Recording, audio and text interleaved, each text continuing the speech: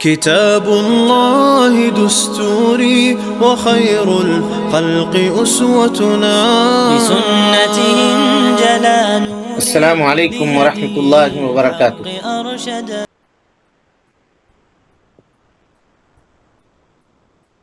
ان الحمد للہ نحمده ونستعینه ونستغفره ونعوذ باللہ من شرور انفسنا ومن سیئات اعمالنا من يهده الله فلا مضل له ومن يضلل فلا هادي له واشهد ان لا اله الا الله وحده لا شريك له واشهد ان محمدا عبده ورسوله اما بعد فان خير الحديث كتاب الله وخير الهدي هدي محمد صلى الله عليه وسلم وشر الأمور محدثاتها وكل محدثة بدعة وكل بدعة ضلالة وكل ضلالة في النار۔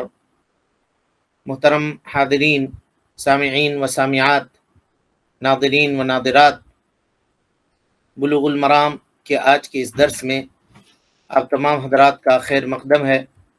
رب العالمین ہم سب کے مل بیٹھنے کو قبول فرمائے، علم دین، علم نافع سیکھنے، اس کے مطابق عمل کرنے، اس کی دعوت عام کرنے اور اس راستے میں آنے والی مصیبتوں کے اوپر اللہ رب العالمین ہم سب کو صبر کی توفیق نصیب فرمائے۔ حاضرین گرامی، سامعین کرام،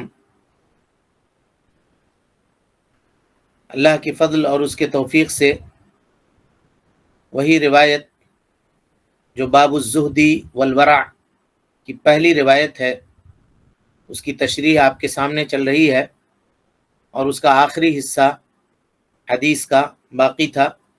ایک مرتبہ حدیث پھر سے پڑھ لیتے ہیں تاکہ ذہن میں بات تازہ ہو جائے۔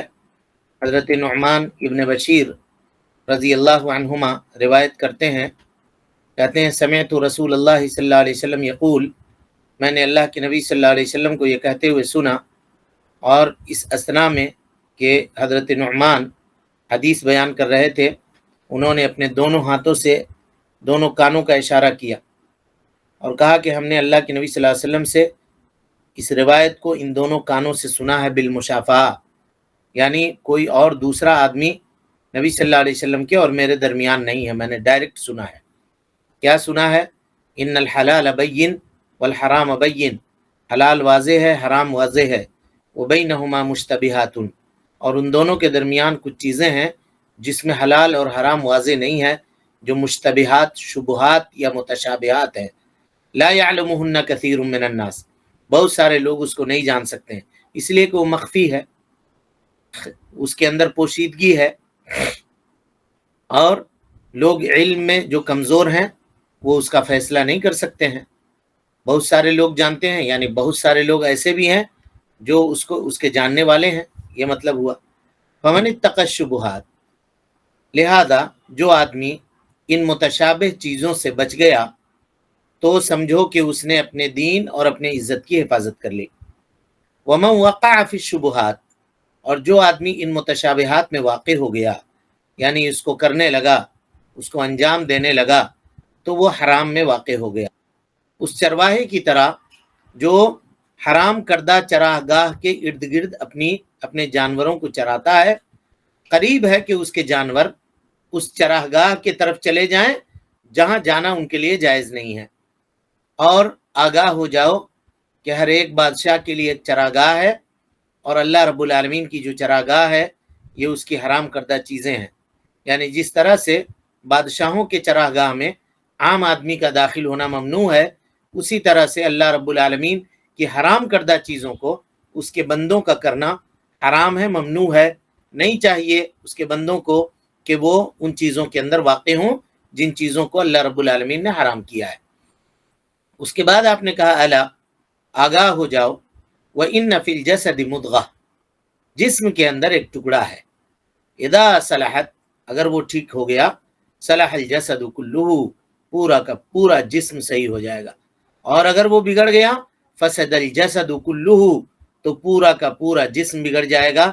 الا وہی القلب، آگاہ ہو جاؤ کہ وہ دل ہے، آگاہ ہو جاؤ کہ وہ دل ہے۔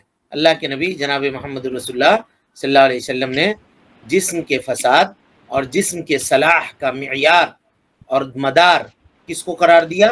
دل کو قرار دیا. جبکہ کل کے درس میں یہ بات آپ کے سامنے آئی تھی کہ ہم لوگ یہ سمجھتے ہیں کہ انسان کے جسم کے صلاح کا مدار اس کے عقل کے اندر ہے، حالانکہ یہ بات درست نہیں ہے. شرعی نقطہ نگاہ یہ ہے کہ انسان کا قلب یہ رئیس الاعضاء ہے، اور اس کے مطابق اس کے جسم کے جو دیگر آرگنز ہیں یا دیگر جو اعضاء ہیں وہ حرکت کرتے ہیں. یہ ملک ہے، ملک الجسم، جسم کا بادشاہ، اور جسم کے اندر جو عام ہیں، عام چیزیں ہیں، ہاتھ، پیر، آنکھ، کان، ناک، یہ سب اس کے رعایا ہیں. بادشاہ جس چیز کا حکم دیتا ہے دل، وہ رعایا اس کو فالو کرتی ہے، اس کو انجام دیتی ہے. اسی لیے اللہ کے نبی صلی اللہ علیہ وسلم دعا کیا کرتے تھے، یا مقلب القلوب ثبت قلبی علی دینک، اے دلوں کے پھیرنے والے تو اپنے دین کے اوپر میرے دل کو ثابت قدم کر دے، اپنے دین کے اوپر میرے دل کو ثابت کر دے، میرے دل کو ٹھہرا دے. بعض لوگ یہ کہتے ہیں کہ انسان کے جسم میں دو دل ہے، انسان کے جسم میں دو دل ہے. غور سے سنیے گا اس کو. کہتے ہیں ایک دل ہے جو محسوس ہے، یعنی جس کو ہم قلب کہتے ہیں، جو سینے میں ہے، یہ محسوس ہے، اور اسی کو حدیث کے اندر مضغہ سے تعبیر کیا گیا، گوشت کا ایک ٹکڑا چھوٹا سا. اور کہا ایک دل ہے جو انسان کے دماغ میں ہے، انسان کے عقل میں ہے، اور یہ لا محسوس ہے، اس کو محسوس نہیں کر سکتے، اس کو چھو نہیں سکتے، مطلب وہ شعور ہے، عقل ہے، اس کو بھی دل سے تعبیر کرتے ہیں. یہ بعض لوگوں کا کہنا ہے، بلکہ بعض اطباء بھی اس کے قائل ہیں. جیسے وہ کہتے ہیں، نیورو کے ڈاکٹروں سے اگر ملیے تو کہیں کہ یہ کان ہے، اس کے ساتھ 3 کان ادھر ہے اور 3 کان ادھر لگے ہوئے ہیں. اب اندر ہے، اب اس کی کیا کیفیت ہے اب وہ بہتر جانے، لیکن وہ سمجھاتے اسی طرح سے ہیں. اب اس کو ہم دیکھ رہے تھے کہ اس کے اقوال کیا ہیں اور کس طرح سے وہ لوگ اس کو ثابت کرتے ہیں. تو کہا کہ دیکھو، جسم کے صلاح کا مدار جو ہے وہ دماغ ہے. اگر دل ٹھیک ہے لیکن دماغ صحیح نہیں ہے تو اس کا مطلب یہ ہے کہ آدمی کا جسم معوف ہے. اور اسی کو اسلام نے ایک جگہ پہ مدار مانا ہے. کہا کہاں پہ مانا ہے؟ تو کہا جہاں تکلیف دی ہے، تکلیف مانے شریعت کو نافذ جہاں پہ کیا ہے، جہاں پہ مکلف بنایا ہے، وہاں کہاں بلوغ کا اعتبار ہوگا. تو بلوغت میں ارتقاء دماغ کا دیکھا جاتا ہے، دل کے ارتقاء کو نہیں دیکھا جاتا. یہ ان کے کہنے کا مطلب ہے. لیکن شریعت یہ کہتی ہے، یا شریعت کا یہ ماننا ہے کہ نہیں، آدمی اگر بلوغ ہوتا ہے تو اس کے دل کے اندر سوچنے اور سمجھنے کے شعور کے اندر ارتقائی نظام سے وہ گزرتا ہے، تب جا کر کے وہ آدمی ہوتا ہے. ہاں، اس بات کا انکار نہیں کیا جا سکتا کہ دل کا ایک گنا کنیکشن دماغ سے بھی ہے، اکیلے دل کا معاملہ نہیں ہے. امام احمد ابن حنبل رحمۃ اللہ علیہ نے اس پر تفصیل سے گفتگو کی ہے. کہا کہ دونوں کا کنیکشن ہے، دونوں کو ایک دوسرے سے جدا نہیں کر سکتے، لیکن یہ بھی نہیں کہہ سکتے کہ صرف دماغ کا کام ہے، دل کا کچھ بھی کام نہیں ہے. نہیں، دل ہی اصل ہے، کیونکہ نصوص کے اندر، کتاب و سنت کے اندر جو باتیں بیان ہوئی ہے وہی ہے. اور بھائی دیکھیے، اسلام کا قدم جو ہے نا، وہ تسلیم کے سیڑھی کے اوپر اٹکتا ہے اور رکتا ہے. جیسے ہم یہ آپ کو پہلے بھی بتا چکے ہیں کہ ہمارے لیے کوئی چارہ نہیں ہے سوائے اس کے کہ ہم نصوص کے سامنے اپنے آپ کو سرنڈر کریں، اپنے آپ کو سرنڈر کریں. پورے دنیا کے اطباء اگر اجماع کر لیں، متفق ہو جائیں اس بات کے اوپر کہ نہیں، عقل جو ہے یا دل جو ہے وہ دماغ میں ہے، تو ہم ان کی بات نہیں مانیں گے.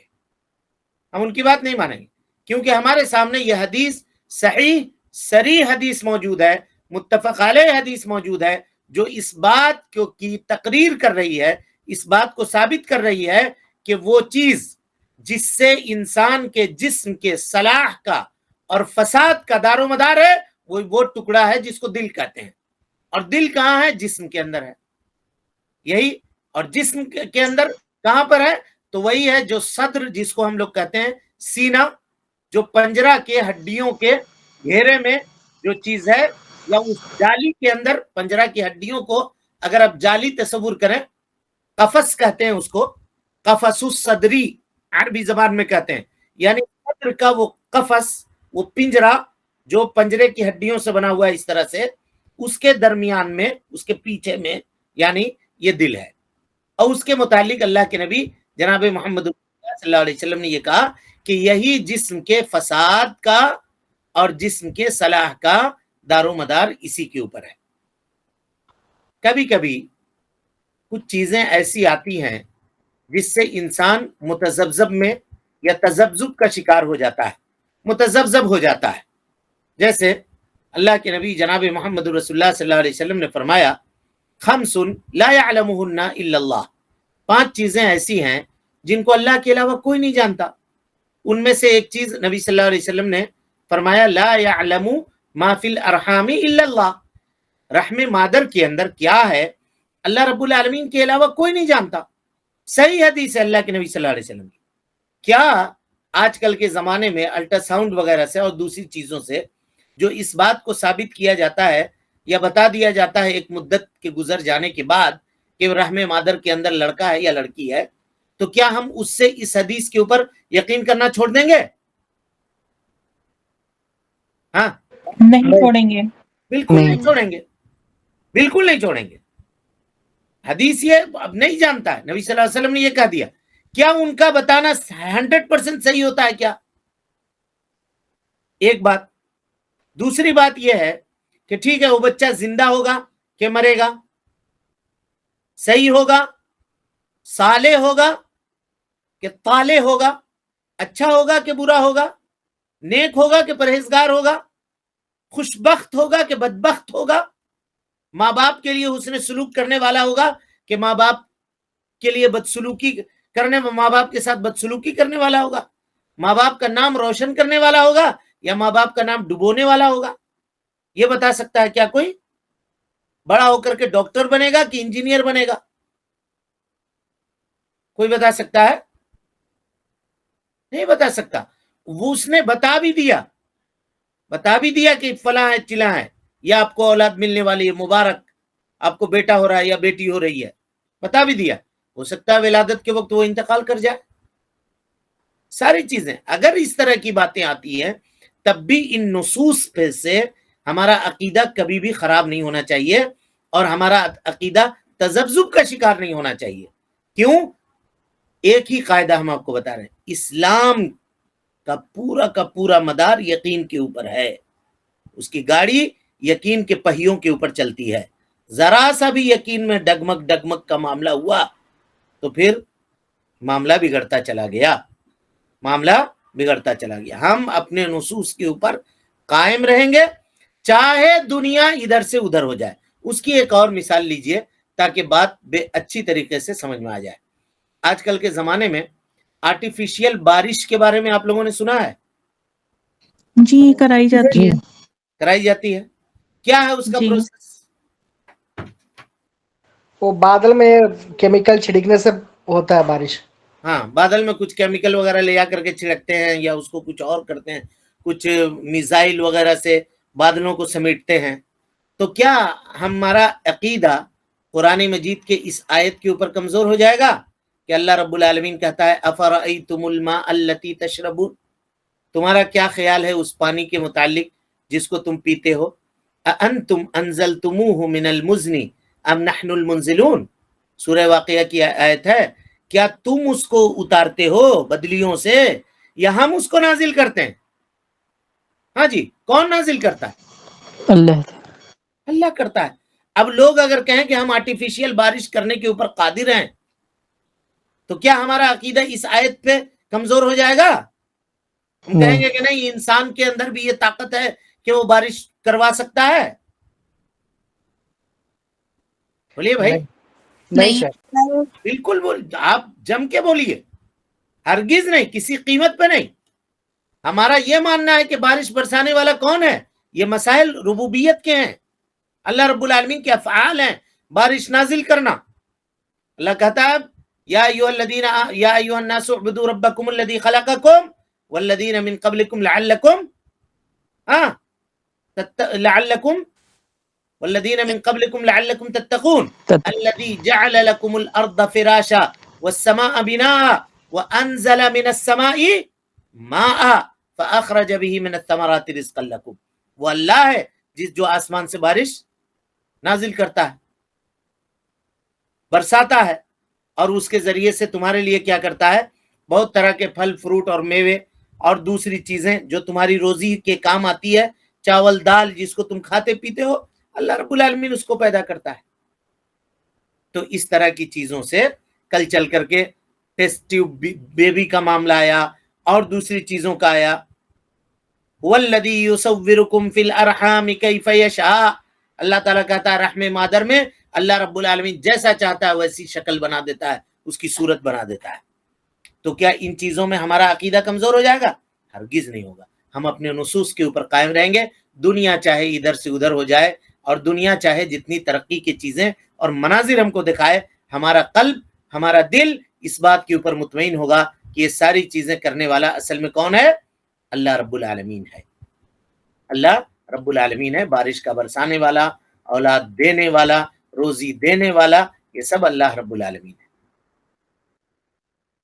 لہذا اس سے یہ ساری باتیں پتہ چلی کہ انسان کے صلاح اور فساد کا دار و مدار جو ہے وہ کیا ہے؟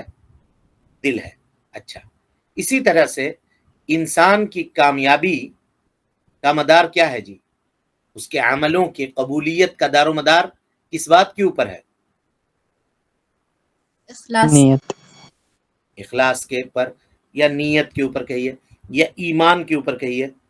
ایمان کہاں سے لیتا آدمی؟ دل سے. تصدیق بالجنان، عقل نہیں کہا، دل سے تصدیق کرنا. کیا کہا؟ دل سے تصدیق کرنا. اچھی بات ہے. عملوں کی قبولیت کے دار و مدار میں سے ایک مدار یہ بھی ہے کہ آدمی متقی ہو، تب تو اللہ رب العالمین اس کے عمل کو قبول کرے گا. ہاں جی جی شیخ. انما یتقبل اللہ من المتقین، اللہ رب العالمین متقی لوگوں کے عمل کو قبول کرتا ہے. اسی طریقے سے ایک جگہ اللہ رب العالمین فرماتا ہے سارعوا الی مغفرۃ من ربکم وجنۃ عرضها السماوات والارض اعدت للمتقین، متقیوں کے لیے جنت بنائی گئی ہے. قرآن مجید نازل کیا، اللہ نے کہا الف لام میم ذالک الکتاب لا ریب فیہ ھدی للمتقین. کس کے لیے ہدایت ہے؟ بولیے. تقوی والوں. تقوی والوں کے لیے. اور تقوی کہاں سے ہے؟ دل سے شیخ. دل سے ہے. نبی صلی اللہ علیہ وسلم نے اشارہ کیا کہ التقوی ہا ہونا، التقوی ہا ہونا، التقوی ہا ہونا. کہ یہاں تقوی ہے، یہاں تقوی ہے، یہاں تقوی. یہاں نہیں کہا. کہاں نہیں کہا؟ سر میں کہا جی؟ نہیں شیخ، دل میں. ہاں کہا دل میں تقوی ہے. اچھی بات ہے. اب اسی کو کوئی آدمی پکڑ کے اور یہ کہے کہ بھائی صاحب دیکھیے ہمارے پاس دل میں تقوی ہے، اور نبی صلی اللہ علیہ وسلم نے کہا کہ تقوی دل میں ہونا چاہیے، اور ہمارے دل میں ہے سب کچھ، ہم بے پردہ رہیں، اس میں کیا حرج ہے؟ اصل پردہ تو دل کا ہے. ہم دل سے اللہ رب العالمین سے ڈرتے ہیں، نماز نہیں پڑھتے ہیں تو کیا مطلب ہے؟ تو اس کو کہیے گا کہ تم متقی نہیں ہو. اگر تم متقی ہوتے تو اس کا اثر تمہارے جسم کے اوپر ظاہر ہوتا اور تم پردہ کرتے. اگر تم متقی ہوتے، تقوی تمہارے دل کے اندر ہوتا، اگر واقعی حقیقی طور پہ موجود ہوتا تو تم اللہ رب العالمین سے ڈرتے اور نمازوں کا اہتمام کرتے. نمازوں کا اہتمام نہیں کر رہے ہو، اللہ رب العالمین سے صرف یہ کہہ رہے ہو کہ ہم دل سے ڈرتے ہیں، تو دل سے ڈرنا یہ کامیاب ہونے کی علامت نہیں ہے. ایک شخص آیا حضرت عمر ابن خطاب رضی اللہ تعالیٰ عنہ کے پاس اور کہا کہ وہ شراب پیے ہوا تھا. تو اللہ کے نبی جناب محمد رسول اللہ، حضرت عمر کے پاس نہیں، نبی صلی اللہ علیہ وسلم کے پاس آیا ایک شخص، شراب پیا ہوا تھا، اس کو لایا گیا پکڑ کر کے. تو اللہ کے نبی صلی اللہ علیہ وسلم نے کہا کہ اے اللہ کے بندے، کیوں اللہ رب العالمین کا تقوی اختیار نہیں کرتے ہو؟ کیوں اللہ رب العالمین کا تقوی اختیار نہیں کرتے ہو؟ کہا نہیں ہم اللہ کا تقوی اختیار کرتے ہیں، اللہ سے ڈرتے ہیں. تو آپ نے فرمایا لو اتقیت ما فعلت، اگر تم اللہ رب العالمین سے ڈرنے والے ہوتے تو تم یہ کام نہیں کرتے، یہ کام نہیں کرتے۔ لو اتق اللہ ما شرب الخمر، اگر تم تقوی اختیار کرنے والے ہوتے تو شراب نہ پیتے۔ اس سے پتہ یہ چلا کہ تمہارے دل کے اندر تقوی ہے یا نہیں ہے، اس کا اثر تمہارے جسم کے اوپر مرتب ہونا چاہیے، اور جسم کے اوپر مرتب ہونے کا مطلب یہ ہے کہ تم اللہ رب العالمین کے اوامر کو بجا لاؤ اور اللہ رب العالمین کے نواہی سے اجتناب کرو، نواہی سے اجتناب کرو۔ حدیث امام بخاری نے اور امام مسلم نے روایت کی ہے، لہذا متفق علیہ روایت ہے، اور اس حدیث کے بہت سارے الفاظ ہیں، جیسے ہم نے بتایا تھا آپ کو کہ ایک جگہ مشتبہات کہا، ایک جگہ شبہات کہا، ایک جگہ متشابہات کہا، اور ایک جگہ مشتبہات کہا، تو یہ ساری چیزیں موجود ہیں۔ اور امام بخاری رحمۃ اللہ علیہ نے اپنے صحیح کے اندر 5 مقامات پہ اس حدیث کا ذکر کیا ہے، جن میں سے ایک مقام جو ہے وہ کتاب الایمان ہے، اور اصل اس حدیث کا جو مقام ہے وہ کتاب الایمان میں ہے، کیونکہ ایمان کا تعلق کس سے ہے؟ دل سے تصدیق کرنے سے ہے، دل سے تصدیق کرنے سے ہے۔ اللہ رب العالمین سے ہم دعا کرتے ہیں کہ اللہ تعالیٰ اس حدیث کو سمجھنے اور اس کے مطابق عمل کرنے کی توفیق دے سکے۔ جو کچھ میسر ہو سکا اس حدیث سے کہ وضاحت سے ہم نے آپ کے سامنے رکھنے کی کوشش کی ہے، اللہ رب العالمین اس کو قبول کرے۔ چلیے اب دوسری روایت پڑھیے، باب الزہد والورع کی۔ بسم اللہ۔ الحمد لله وحده والصلاة والسلام على من لا نبي بعد، أما بعد فأعوذ بالله من الشيطان الرجيم، بسم الله الرحمن الرحيم۔ وعن أبي هريرة رضي الله عنه قال قال رسول الله صلى الله عليه وسلم تعيس عبد الدينار والدرهم والقتيفة، إن أوتي رضي وإن لم يؤت لم يرضى، أخرجه البخاري۔ سیدنا ابو ہریرہ رضی اللہ عنہ سے روایت ہے کہ رسول اللہ صلی اللہ علیہ وسلم نے فرمایا، برباد ہو گیا سونے چاندی اور خلعت کا بندہ، اگر اسے یہ ملے تو راضی رہتا ہے اور اگر نہ دی جائے تو ناراض ہو جاتا ہے۔ بخاری۔ جی، کہا حضرت ابو ہریرہ رضی اللہ تعالیٰ عنہ، یہ باب الزہد والورع کی دوسری روایت ہے۔ حضرت ابو ہریرہ رضی اللہ تعالیٰ عنہ راوی حدیث ہیں۔ حضرت ابو ہریرہ عبد الرحمن ابن صخر الدوسی رضی اللہ تعالیٰ عنہ روایت کرتے ہیں، قال رسول اللہ صلی اللہ علیہ وسلم، اللہ کے نبی صلی اللہ علیہ وسلم نے فرمایا، تعیس عبد الدینار والدرہم والقطیفہ، ان اعطی رضی وان لم یعطى لم یرضى، اخرجہ البخاری۔ حضرت ابو ہریرہ رضی اللہ تعالیٰ عنہ سے روایت ہے، رسول اللہ صلی اللہ علیہ وسلم نے فرمایا، ہلاک ہو گیا دینار اور درہم اور چادر کا غلام۔ قطیفہ کہتے ہیں خلعت کو، چادر کو خلعت کہتے ہیں چوغا کو یا کرتے کو جس کو آدمی پہنتا ہے، یا چادر کہہ لیجئے جس کو آدمی اوڑھتا ہے۔ تو دینار کا بندہ، درہم کا بندہ، دینار جو ہوتا ہے یہ سونے کا ہوتا تھا اور درہم چاندی کا ہوتا تھا، اور قطیفہ یہ کپڑا ہے۔ تو دینار کا بندہ، درہم کا بندہ اور کپڑے کا بندہ، سونے کا بندہ، چاندی کا بندہ اور کپڑے کا بندہ یہ ہلاک ہو گیا۔ کیوں؟ کہا اگر اسے دیا جائے تو خوش ہو جاتا ہے، اور اگر اسے نہ دیا جائے تو خوش نہیں ہوتا، اگر اسے نہ دیا جائے تو خوش نہیں ہوتا۔ تعیسہ، تعیسہ کا معنی ہے جی پھسل جانا، گر جانا، پھسل جانا، گر جانا، اور پھسلنے اور گرنے سے مراد ہلاک ہو جانا، تباہ اور برباد ہو جانا بھی لیتے ہیں۔ قطیفہ اس چادر کو کہتے ہیں جس میں جھالر لگی ہوئی ہو، جس میں جھالر لگی ہوئی چادر ہو، چاروں طرف سے اس کے حاشیہ کے اوپر چادر کے جھالر لگی ہوئی ہو، ہے نا۔ اس حدیث میں دینار اور درہم اور چادر کا ذکر بطور مثال بیان کیا گیا ہے۔ مراد یہ ہے کہ وہ آدمی دنیا کی طلب میں، دنیا کی چاہت میں اس مقام پر جا پہنچا ہے کہ دنیا کی یہ چیزیں اس کے مالک کی طرح ہو گئی ہیں، یعنی اس کو یہ چیزیں جس چیز کا حکم دیتی ہیں وہ اس کام کو کرنے کے لیے تیار ہو جاتا ہے. اور انہیں حاصل کرنے کے لیے، یعنی درہم کو حاصل کرنا ہو، دینار کو حاصل کرنا ہو، یا کپڑا لتا حاصل کرنا ہو، تو ہر ذلت، ہر رسوائی برداشت کرنے کے لیے وہ تیار ہو جاتا ہے. جس طرح سے غلام اپنے مالک کا حکم مانگتا ہے اور اس کے لیے سر تسلیم خم کیے رہتا ہے، ایک پاؤں پر کھڑا رہتا ہے، یہ آدمی اسی طریقے سے ذلت کو برداشت کرتا ہے اور رسوائی برداشت کرتا ہے، اور خوشی خوشی اس کو قبول کرتا ہے، کیونکہ اس کے نگاہوں کے سامنے سونے کی چمک، چاندی کی چمک اور کپڑوں کی چاہت یہ چمکتے رہتی ہے، جس کی وجہ سے وہ یہ کام کرتا ہے. یہ معاملہ اللہ رب العالمین نے قرآن مجید کے اندر منافقوں کے تعلق سے بھی بیان فرمایا ہے. اللہ تعالیٰ فرماتا ہے وَمِنْهُمْ مَنْ يَلْمِزُكَ فِي الصَّدَقَاتِ فَإِنْ أُعْطُوا مِنْهَا رَضُوا وَإِنْ لَمْ يُعْطَوْا مِنْهَا إِذَا هُمْ يَسْخَطُونَ.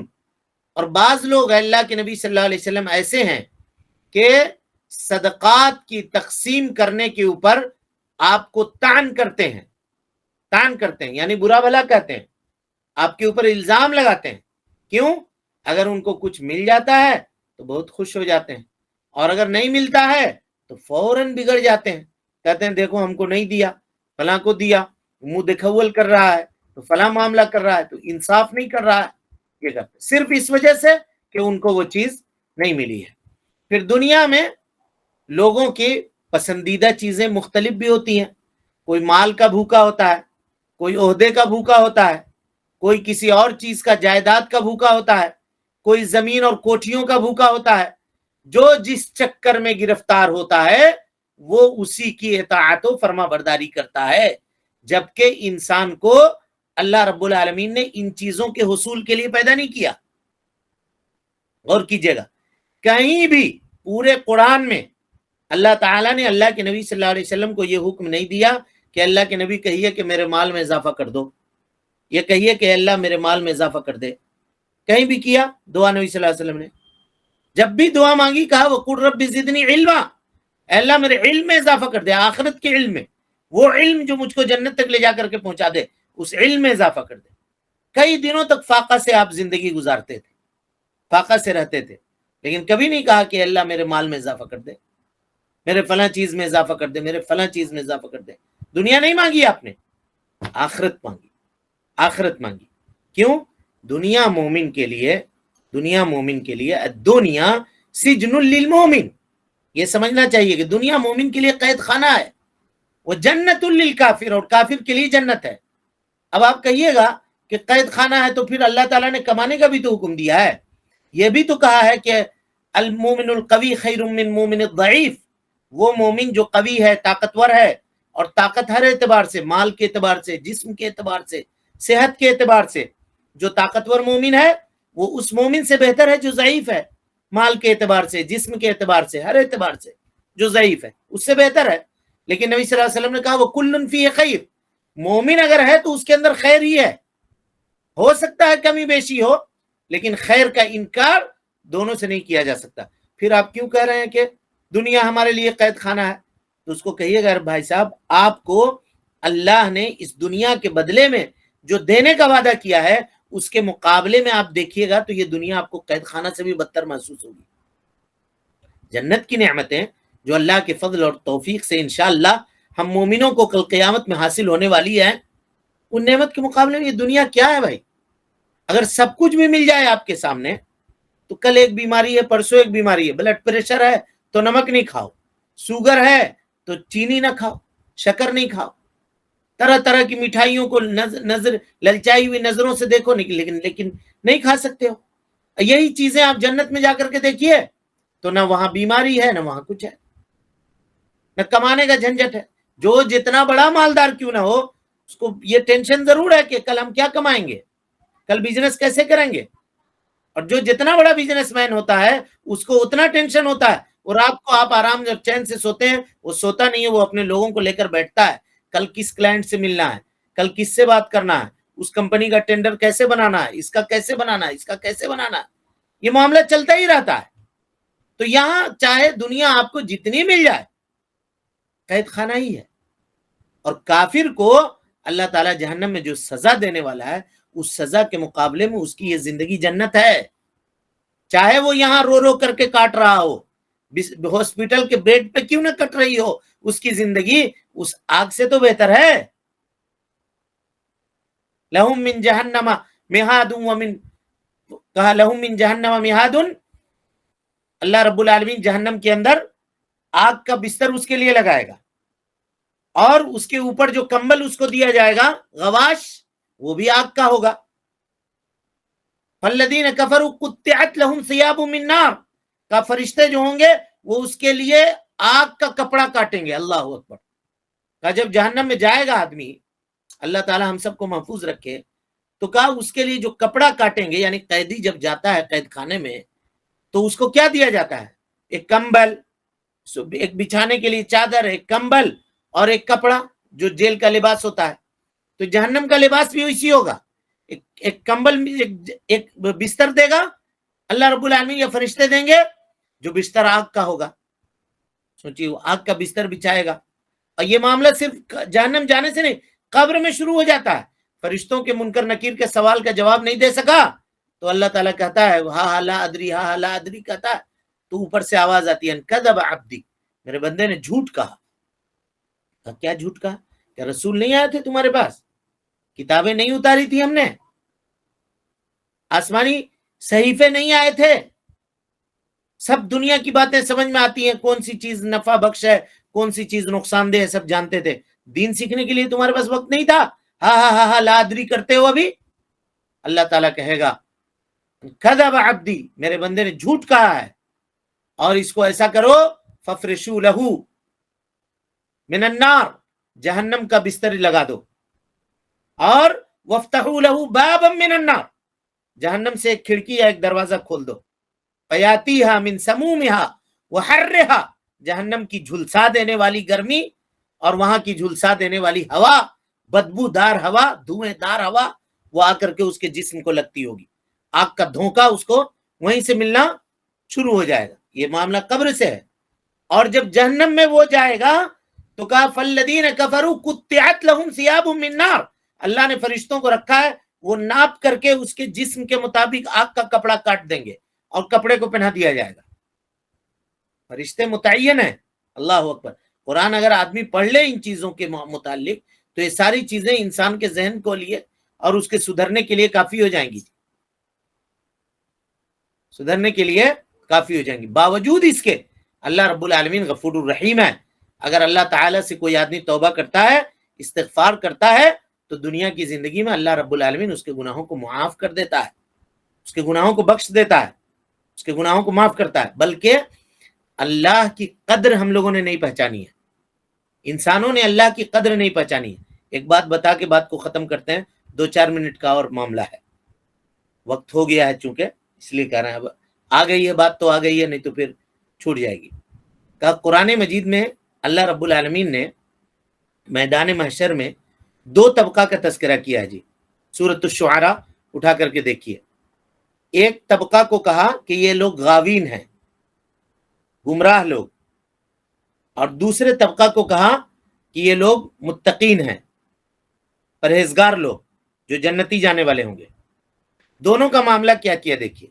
اللہ نے کہا وَأُزْلِفَتِ الْجَنَّةُ لِلْمُتَّقِينَ، قیامت کے دن اللہ رب العالمین جنت کو متقیوں سے قریب کر دے گا. یہ میدان محشر کی بات چل رہی ہے. وَأُزْلِفَتِ الْجَنَّةُ لِلْمُتَّقِينَ، اور ایک جگہ کہا وَأُزْلِفَتِ الْجَنَّةُ لِلْمُتَّقِينَ غَيْرَ بَعِيدٍ، اللہ رب العالمین متقیوں سے ایک دم قریب کر دے گا، ذرا سا بھی دور نہیں ہوگا، جنت دور نہیں ہوگی. کیوں؟ میدان محشر کی دقت پریشانی کو جھیل کر کے لوگ یہاں کھڑے ہیں.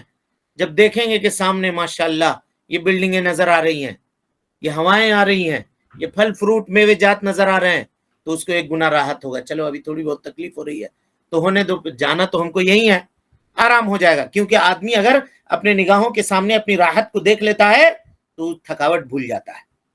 یہ رحم کرے گا اللہ رب العالمین. اور ان کے بارے میں کہا جو غاوین ہوں گے، سورۃ الشعراء کی آیت ہے، کہا وہ برزت الجحیم للغاوین، جہنمیوں کو جہنم دور سے دکھا دیا جائے گا، دور سے. ان کے قریب نہیں کیا جائے گا. تبریز کہتے ہیں ایسا ابھار دیا جائے گا. اب حافظ ابن کثیر کہتے ہیں کہ جہنم سے ایک گردن نکلے گی، وہ دیکھے گی ان کو، یا کچھ اور معاملہ ہوگا، لیکن جہنم ان سے دور رکھا جائے گا. اب یہ سوچتے تھے تفسیر میں کہ یا اللہ ایسا کیوں ہوگا کہ یہ ان کو ڈرانے کا معاملہ ہے، ان کو قریب کرنا چاہیے. کئی تفسیروں کو پڑھنے کے بعد بھی اس کا آخر میں شیخ ابن عثیمین کی تفسیر میں اس کا جواب انہوں نے دیا. کہا کہ وہ برزت الجحیم للغاوین، اللہ رب العالمین جہنمیوں سے جہنم کو میدان محشر میں قریب نہیں کرے گا. کہا کیوں نہیں کرے گا؟ کہا اس حدیث کو اٹھاؤ جو بخاری کی روایت ہے. اللہ رب العالمین، اللہ کے نبی صلی اللہ علیہ وسلم نے فرمایا کہ اللہ رب العالمین جب مخلوقات کی پیدائش سے فارغ ہو گیا، سب مخلوق کو بنا لے گیا، تو کتب کتابن، ایک کتاب اس نے لکھی اللہ رب العالمین نے. اور کتاب میں کیا لکھا؟ کہ ان رحمتی سبقت غضبی، میری رحمت میرے غضب کے اوپر بھاری ہے. اور اس کتاب کو اللہ نے اپنے پاس رکھا. اس کتاب کو لکھنے کے بعد اللہ رب العالمین نے اپنے پاس رکھا. کہا یہی وجہ ہے کہ اتنی ناراضگی کے باوجود بھی اللہ رب العالمین اس دن ان کو ڈرائے گا تو ضرور، لیکن جہنم کو ان سے پورا قریب نہیں کرے گا. اتنا نہیں ڈرائے گا کہ پورے طور پہ یہ ڈر جائے. جانے والے وہی ہیں، لیکن چلو جب تک بچ رہے ہو بچو. یہ اللہ رب العالمین غفور الرحیم ہے جی، کتنا رحم کرنے والا ہے. اس کو آپ دیکھیے، ہم لوگوں نے اس کی قدر ہی نہیں کی، اس کی قدر ہی نہیں پہچانی. اسی کو اللہ کہتا ہے ما قدر اللہ حق قدری. ان لوگوں نے اللہ رب العالمین کی قدر کو ہی نہیں جانا ہے، اللہ رب العالمین کو پہچانا ہی نہیں ہے. اسی لیے آدمی کو چاہیے کہ وہ اسماء اللہ الحسنی کے علم کو حاصل کرے، اس کو جاننے کی کوشش کرے، اس کو سمجھے، اس کو پڑھ کر کے یاد کرے اور اس کے مطابق اپنی زندگی گزارنے کی کوشش کرے. اس سے اس کے ایمان کے اندر اضافہ ہوگا. لیکن یہ تو معاملہ ہوگا اس کا جی، لیکن جہنم کا کیا ہوگا؟ کہا وَإِذَا رَأَتْهُم مِّن مَّكَانٍ بَعِيدٍ، سورہ فرقان کی آیت ہے. جہنم دور ہی ہوگی. کسی نے کہا کہ 100 سال کی مسافت ہوگی، اور قرطبی نے لکھا کہ 700 سال کی مسافت ہوگی. اتنا دور میں جہنم کھڑی ہوگی. لیکن وہاں سے جب ان غاوین کو وہ دیکھ لے گی، لَمَّا رَأَتْهُم مِّن مَّكَانٍ بَعِيدٍ سَمِعُوا لَهَا تَغَيَّظًا وَزَفِيرًا، ایسا چنگھاڑے گی، ایسا چلائے گی، ایسا آواز پکارا کرے گی، چیخے گی کہ اس کی آواز کو یہ غاوین یہاں سے سنیں گے، چاہے وہ 100 سال کی مسافت کی دوری کیوں نہ ہو. اور جو فرشتے اس کے لگام کو پکڑے ہوئے ہوں گے، 70 لگاموں کو، اور ہر لگام کو 70,000 فرشتے پکڑے ہوئے ہوں گے، کنٹرول سے باہر ہوگی وہ. یہ مخلوق کا مخلوق کے ساتھ معاملہ ہے، دیکھ لیجئے. لیکن غفور الرحیم کا معاملہ یہ ہے کہ جہنم کو اس نے دور رکھا ہے. اب باوجود اس کے دیکھیے جب ان کو اٹھا کر کے ڈالا جائے گا کہ حل من مزید، حل من مزید، اور ڈالو اور ڈالو اور ڈالو اور ڈالو. اللہ تعالیٰ پھر آخر میں اپنا قدم رکھے گا، تب یہ کہے گی قد قد قد قد، اب ہو گیا، اب ہو گیا، اب نہیں چاہیے، بس بس بس بس بس. سمجھ میں آ رہی بات جی؟ تو اس معاملے کو انسان کو چاہیے کہ ان چیزوں کو سمجھے، ان کا علم حاصل کرنے کی کوشش کرے، دنیا کے پیچھے نہ پڑ جائے بھائی. ہر چیز پیسہ، ہر چیز درہم، ہر چیز دینار، یہ نہیں ہوتا ہے. اپنے عزت و ناموس کا سودا درہم و دینار کی وجہ سے نہ تولے اپنے آپ کو، یا اپنی قسمت کی اچھائی اور برائی کا فیصلہ مال اور پیسے سے نہ کرے. فلانے کو دیکھو کتنا اچھا مال ہے، اس کا کتنی اچھی گاڑی ہے، ہم کھائے کھائے کو مر رہے ہیں. ارے اللہ کے بندے سمجھو، اللہ رب العالمین کی حکمت ہے. اس نے تم کو غریب رکھا ہے، اس کو مالدار رکھا ہے.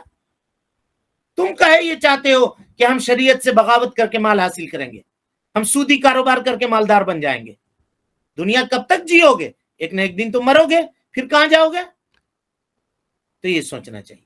اللہ رب العالمین سے دعا ہے کہ اللہ تعالی ہمیں اور آپ کو حسن عمل کی توفیق دے. رب العالمین ہم سب کی اصلاح فرمائے، نیکیوں کو قبول کرے، سیئات سے درگزر فرمائے، جب تک زندہ رکھے، دین اسلام پہ زندہ رکھے، اور جب اٹھائے ایمان پہ اٹھائے.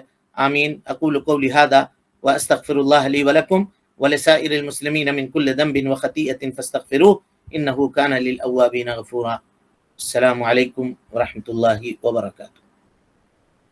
وعلیکم السلام. ٹھیک، وقت زیادہ ہو گیا اس لیے آج سوالات نہیں لیں گے، کل انشاءاللہ پھر ملاقات ہوگی. السلام علیکم ورحمۃ اللہ. دستوري وخير الخلق أسوتنا، بسنته جلا نوري لهدي الحق أرشدنا.